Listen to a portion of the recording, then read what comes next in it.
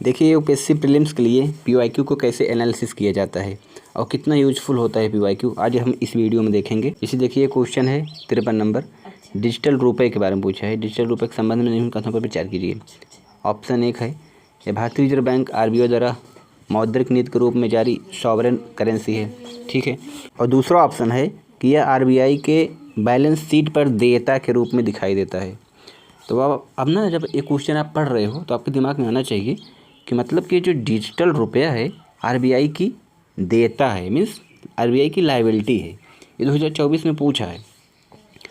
तो आरबीआई की लायबिलिटी मतलब आरबीआई के ऊपर ये देयता है। तो आपके दिमाग में तुरंत आना चाहिए कि अगर ये आरबीआई की देयता है डिजिटल रुपए, तो आरबीआई की एसेट क्या होगी, आरबीआई की आय क्या होगी, आरबीआई कहाँ से आय प्राप्त करता होगा अगर ये देयता है।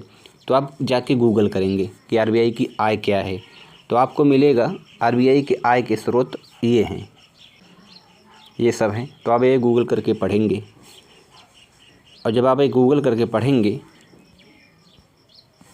तो सेम यही क्वेश्चन 2025 में आएगा, भारतीय रिजर्व बैंक की आय के स्रोत क्या हैं।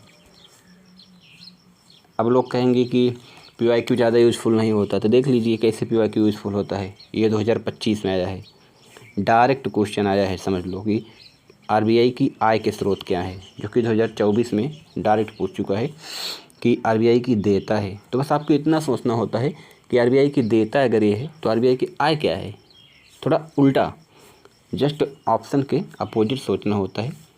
अब 2025 के लिए देखते हैं कि यहाँ पे दिया, देखते हैं करेंसी नोटों का मुद्रण और वितरण, सेनियोरेज। तो आपको अब ये पता करना है कि सेनियोरेज क्या होता है और पेंशन निधि का प्रबंधन कौन करता है अगर आरबीआई नहीं करता है। तो सरकारी बांडों का क्रय विक्रय कैसे होता है, विदेशी मुद्रा का क्रय विक्रय कैसे होता है, निजी कंपनियों को ऋण कौन देता है, आरबीआई क्यों नहीं देता है। ये सब सारा पॉइंट आपको गूगल करके पढ़ना है और यही आगे 2026 में काम आने वाला है, ठीक है। तो ऐसे एनालिसिस करते रहिए, जुड़े रहिएगा।